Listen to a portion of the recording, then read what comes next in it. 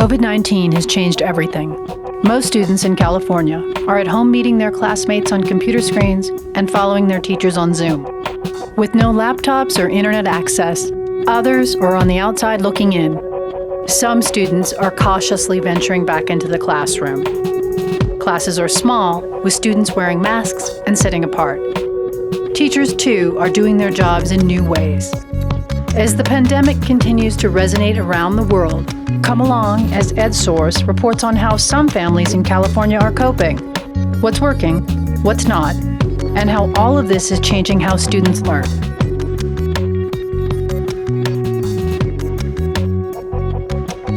Carolyn Vims Payne and Sarah Courtney live at opposite ends of California. In Oakland, Vims Payne's sons, Michael, a 7th grader, and Jalen, a 4th grader, learn at home via Zoom classes, while Sarah Courtney's son, Colton, attends a hybrid 4th grade in San Bernardino County. He's in school 2 days a week and at home 3 days a week, attending Zoom classes. I'm a social worker with Alameda County, so I have a caseload I'm managing. I have phone calls, I have Zoom meetings, on top of being mom, lunch lady, referee, tutor, and all of these other things. So managing all of that can be quite overwhelming. Back in March, it was kind of just super sudden and everything shut down. We came and got their Chromebooks, packets, books, whatever was needed for school to finish out the year. It was a real pain because I couldn't get to see my friends at all. Colton had to be like, this is how we do it in class. And he'd show me and click through everything, and then I would be like, oh, okay, I get it now. So my kid kind of taught me how to use Google Classroom. Now we have a more of a robust system where this is the schedule, the teachers are responsible for this, live instruction will be this amount of time.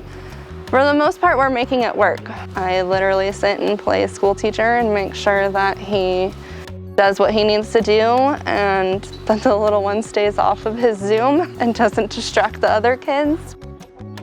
Nestled in a desert valley near the San Bernardino Mountains, Lucerne Valley Elementary was one of the first schools in California to get a waiver, allowing elementary schools in counties on the state's COVID-19 watch list to reopen if they meet a strict set of criteria. Right now, teachers are building the plane as we're flying it. No one's ever experienced this before. We've had to come up with a lot all by ourselves. I have a friend who started watching teaching videos on TikTok, and then she'll send them. She's like, look at this great idea.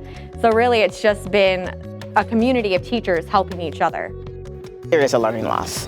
With everything going on, that's to be expected. Some of the stuff was not even learned in 3rd grade.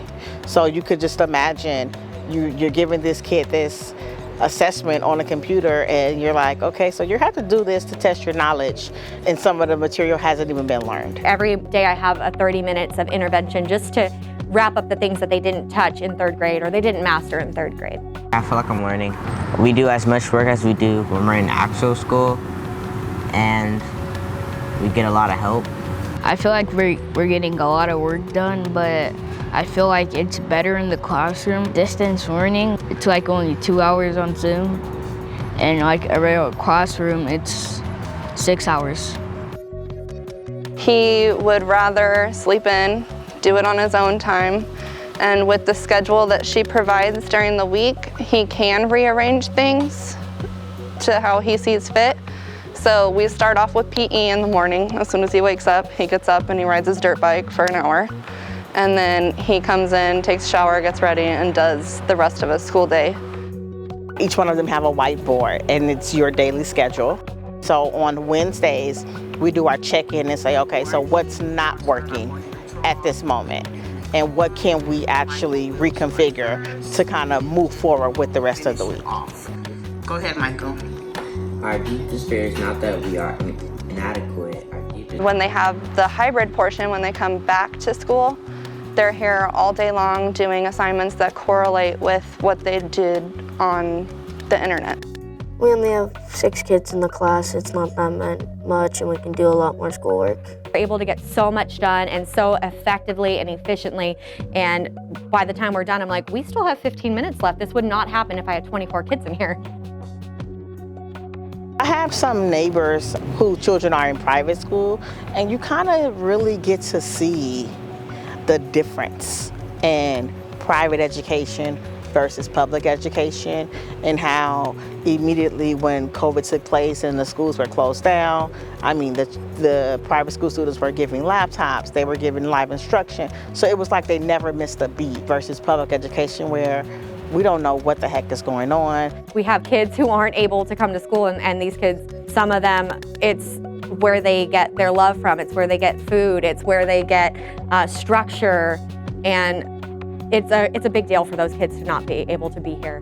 You have children who do not have internet, and so you hear about this digital divide and how prominent it is. And I don't know if there is going to be a solution. I know they're passing out hotspots now, but you really get to see the difference in the education systems.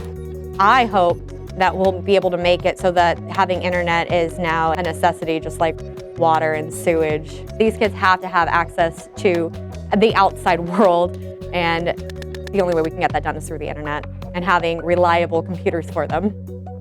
Another parent friend told me that teacher was saying you have to turn on your camera, and so my concern was, well, how do we know what the household looks like? How do you know that child feels comfortable? We don't know their situation, we don't know their predicament.